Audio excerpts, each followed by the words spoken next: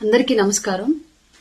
తెలుగు రాష్ట్రాల్లో ఉన్నటువంటి జన సైనికులకి, వీర మహిళలకి, నాయకులకి అందరికీ, అలాగే ప్రపంచవ్యాప్తంగా వివిధ దేశాల్లో ఉన్నటువంటి జనసేన అభిమానులందరికీ కూడా జనసేన పార్టీ 13వ ఆవిర్భావ దినోత్సవ శుభాకాంక్షలు. ఈ రోజు మనందరం ఎంతో సంతోషం మధ్య ఈ పండుగని వాడవాడలా జరుపుకుని ఉంటున్నామన్న విషయం మనందరికీ తెలుసు. పార్టీ ప్రస్థానం మొదలైనప్పటి నుంచి ఈ రోజు వరకు ఎన్ని ఒడిదుడుకులు ఎదుర్కొన్నామో కూడా ప్రతి అందరికీ తెలుసు. ఇప్పుడున్నటువంటి ఎన్నో సందేహాలు, ఎంతమందికి కలుగుతున్నటువంటి ఎన్నో సమస్యలు, వీటన్నింటికి కూడా రాబోయే రోజుల్లో పరిష్కారం దొరికిద్ది అనడానికి కూడా నేను ఇప్పుడు చెప్పేటువంటి కొన్ని విషయాలు మీరు మనసులో గుర్తుకు తెచ్చుకుంటే భవిష్యత్తు ఎలా ఉండబోతుంది జనసేన అనేది ఒక క్లారిటీ వస్తుంది. నాయకుడిని ఎంత నమ్మి నడవచ్చు అనేటువంటి ఒక మన ఆలోచనకు అర్థం దొరుకుతుంది. జెండా మోసేవాళ్లే లేరు అని మాటలు పడ్డాం మనందరం. కానీ ఇప్పుడు తెలుగు రాష్ట్ర రాజకీయాల్లో ఆ జెండా మెడలో లేకపోతే ఏ నాయకుడు గెలిచే పరిస్థితి లేదు అనేటువంటి పరిస్థితికి తీసుకొచ్చారు పవన్ కళ్యాణ్ గారు తెలుగు రాష్ట్ర రాజకీయాల్లో ఈరోజు పార్టీని. అలాగే ఎవరున్నారు ఆ పార్టీకి పిల్లలు తప్ప అనేటువంటి మాటల నుంచి పెద్ద పెద్ద రాజకీయ నాయకులు కూడా వాళ్ళ రాజకీయ భవిష్యత్తు జనసేనతోనే సాధ్యమనేటువంటి ఆలోచన తెచ్చే స్థాయికి ఈరోజు పవన్ కళ్యాణ్ గారు తీసుకొచ్చారు. అట్లాగే పుట్టగొడుగుల్లాగా ఎన్నో పార్టీలు పుట్టిపోతూ ఉంటాయి, అందులో జనసేన కూడా ఒకటి అనేటువంటి మాటల నుంచి ఇవాళ రాష్ట్ర రాజకీయాల్లోనే కాదు దేశ రాజకీయాల్లో కూడా జనసేన యొక్క ప్రస్థానం భవిష్యత్తులో కొనసాగుతుంది అనేటువంటి రాజకీయ విశ్లేషకులను సైతం విస్మయపరిచే స్థాయిలో ఈరోజు జనసేన పార్టీని పెంచారు పవన్ కళ్యాణ్ గారు. పోటీ చేసిన 2 చోట్ల ఓడిపోయాడు అనేటువంటి మాటల నుంచి పోటీ చేసి ఓడిపోవటం కాదు, రాష్ట్ర రాజకీయం, ముఖ్యమంత్రి అలాగే కూటమి గెలిపే కాదు, అసలు దేశ ప్రధాని యొక్క ఎన్నికను కూడా ప్రభావితం చేసే స్థాయిలో రాష్ట్ర రాజకీయాలకు దేశ స్థాయిలో ప్రాధాన్యత కల్పించే స్థితికి ఆంధ్రప్రదేశ్ రాజకీయాన్ని తీసుకెళ్లాడు పవన్ కళ్యాణ్ గారు. దారంతా చీకటి, ఇల్లేమో దూరం, చేతిలో దీపం లేదు, గుండెల నిండా ధైర్యం తప్ప అనేటువంటి నినాదంతో యువతలో చైతన్యం తీసుకొచ్చి రాష్ట్ర రాజకీయాల్లో మార్పును తీసుకొచ్చి ఈ రోజు అదే దారంతా చీకటి అనేటువంటి ఆ నినాదాన్ని మనసు నిండా నింపుకొని చీకటి గూడాలైనటువంటి గిరిజన గూడాలకు వెలుగులు నింపుతూ దారులు ఏర్పాటు చేస్తూ ఇవాళ పల్లెకి పట్టణానికి మధ్య కనెక్టివిటీని ఏర్పాటు చేస్తూ గిరిజన గూడాలను కూడా ఆధునిక సమాజం వైపు నడుపుతున్నాడు పవన్ కళ్యాణ్ గారు. ఎన్నో మాటలు, ఎన్నో అవమానాలు,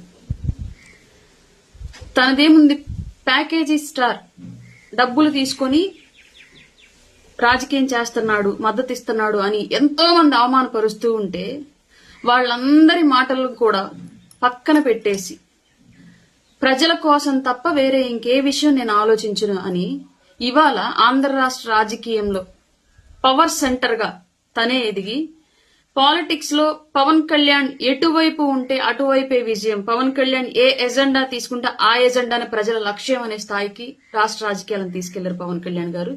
జనసేన పార్టీని ఆ స్థాయిలో ఎదిగేలా చేశారు పవన్ కళ్యాణ్ గారు. ఎక్కడో ఒక చోట జెండా పెడితే ఆ జెండా ఎవరు పెట్టమన్నారని లోకల్ గా ఉన్నటువంటి అన్ని పార్టీల నాయకులు వ్యతిరేకించిన స్థాయి నుంచి ఇవాళ జనసేన జెండా పట్టకపోతే మనకు రాజకీయ మనుగడ కష్టం ఈ రాష్ట్ర రాజకీయాల్లో అని నాయకులు తమంతట తాము రియలైజ్ అయ్యే పరిస్థితికి తీసుకొచ్చాడు పవన్ కళ్యాణ్ గారు.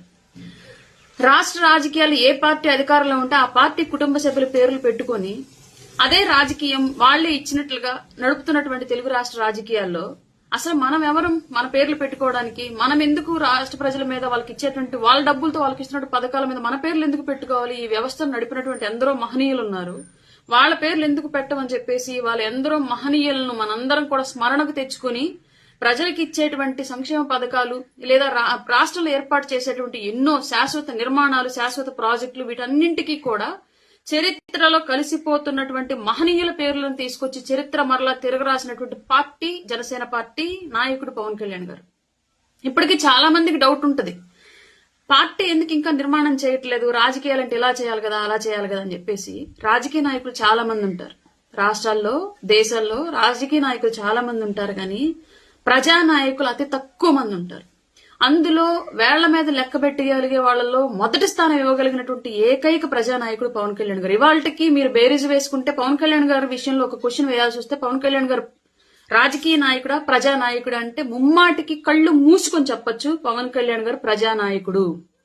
రాజకీయ నాయకులకు ఉండేటువంటి కొన్ని లక్షణాలు, అబద్ధాలు చెప్పడం, అవినీతి చేయడం, మోసపూరితమైనటువంటి ప్రమాణాలకు పాల్పడడం, ప్రజల్ని వెర్రివాళ్లుగా చేసి వ్యవస్థల్ని వాళ్ళకు అనుకూలంగా మార్చుకోవడం, ఇలాంటి ఎన్నో అంశాలు ఈ రోజు చాలా మంది రాజకీయ నాయకులు చూస్తూ ఉంటాం. ప్రతిపక్షంలో ఉన్నప్పుడు ఒకలా, అధికార పక్షంలోకి వచ్చాక ఒకలా మాట్లాడే వాళ్ళందరినీ చూస్తూ ఉంటాం. కానీ ఇప్పటి వరకు పార్టీ స్థాపించిన రోజు ఏ డెడికేషన్ తో అయితే, ఏ ఆత్మధైర్యంతో అయితే, ఏ ఆలోచన స్థిరత్వంతో అయితే పార్టీ పెట్టారో ఈ రోజు కూడా అదే స్థిరత్వంతో అధికారంలోకి వచ్చిన తర్వాత ఎలాంటి రాజకీయ ప్రలోభాలకు లొంగకుండా అవినీతి రహితంగా పాలన చేస్తూ ప్రజల పక్షానే పవన్ కళ్యాణ్ అనే విధంగా ప్రజా నాయకుడిగా పేరొందుతూ ముందుకెళ్తున్నాడు. ఇది 12 ఏళ్ల ప్రస్థానంలో అంత ఈజీగా ఏదో కేక్ వాక్ లాగా ఎక్కడా సాధ్యమవల. మనందరం ఇదే కళ్ళతో చూసాం. జెండా చిహ్నం ఏర్పాటు చేసిన దగ్గర నుంచి, పార్టీ చిహ్నం ఏర్పాటు చేసిన దగ్గర నుంచి పార్టీ గుర్తు రాజకీయాల్లో రిజిస్టర్ అయ్యేంత వరకు ఎన్ని రాజకీయాలు ఆయన మీద చేశారో, ఆ పార్టీ మీద చేశారో మనందరికీ తెలిసిన విషయమే. ఆ రోజు నుంచి ఈ రోజు వరకు కూడా నాయకుడు నడుస్తూ ఉంటే నాయకుడు వెనకాల భుజం మీద జెండా వేసుకుని నడిచినటువంటి ప్రతి సైనికుడు ఈ రోజు 13 సంవత్సరాల ఈ ప్రస్థానంలో మీ అందరి అండదండలు, అడుగుజాడులు, ఈ గెలుపులో మీ అందరి ప్రతి ఒక్కరిది ఉంది. భవిష్యత్తులో కూడా అంతే ఉండాలని మనస్ఫూర్తిగా కోరుకుందాం. ఎందుకంటే నాకేం చేశాడు, నాకేం జరిగింది అనేటువంటి ఆలోచన నుంచి నేను సపోర్ట్ చేయడం వల్ల ఇంత చేస్తున్నాడు నా నాయకుడు అనేటువంటి నిస్వార్థమైన ఆలోచన భావాన్ని గనక అలవర్చుకుంటే పవన్ కళ్యాణ్ గారు ఏ సమాజాన్ని అయితే నిర్మాణం చెయ్యాలి అని చెప్పేసి రాజకీయాల్లోకి వచ్చాడో ఆ సమాజాన్ని డెఫినెట్ గా మనందరం కూడా ఇదే కళ్ళతో చూస్తూ ఇదే చేతులతో అది సాధించడానికి శ్రమించగలమని మనందరం నమ్ముదాం. ఇప్పటి వరకు ఎలా అయితే మన సహాయ సహకారాలు ఆయనకు అందించామో భవిష్యత్తులో కూడా ఇలాంటి సహాయ సహకారాలు ఆయనకు ఉండాలి. డెఫినెట్ గా మనందరం రాబోయే రోజుల్లో పవన్ కళ్యాణ్ గారిని నమ్ముదాం, నమ్మి నడుద్దాం. ఆయనకి వ్యూహం వదిలేయమన్నారు. మన పని నాయకుడిని ఫాలో అవడం, జరిగే ప్రతిదీ మన మంచికి అనుకోవడం, భవిష్యత్తు కోసం కలలుగంటం, మన బిడ్డల భవిష్యత్తు కోసం మనం శ్రమించడం, ఇది మన బాధ్యత. నిజంగానే పవన్ కళ్యాణ్ గారు ఆంధ్ర రాష్ట్ర రాజకీయాలకు ఒక వరం, ఆంధ్ర రాష్ట్ర ప్రజలకు ఒక వరం. ఆయన లేకపోయి ఉంటే రాజకీయాలు మరొక రీతిలో ఉండాయని చెప్పడంలో అయితే ఎలాంటి సందేహం అక్కర్లేదు.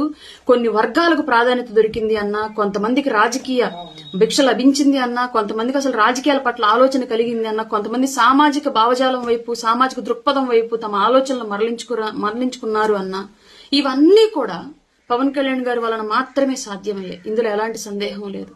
కాబట్టి ఈ 13 సంవత్సరాలే కాదు, ఇంకా ఎన్నో సంవత్సరాలు మనందరం కూడా పవన్ కళ్యాణ్ గారితో కలిసి నడవాలి అని ఆయన చేస్తున్నటువంటి ఈ రాజకీయ సేద్యంలో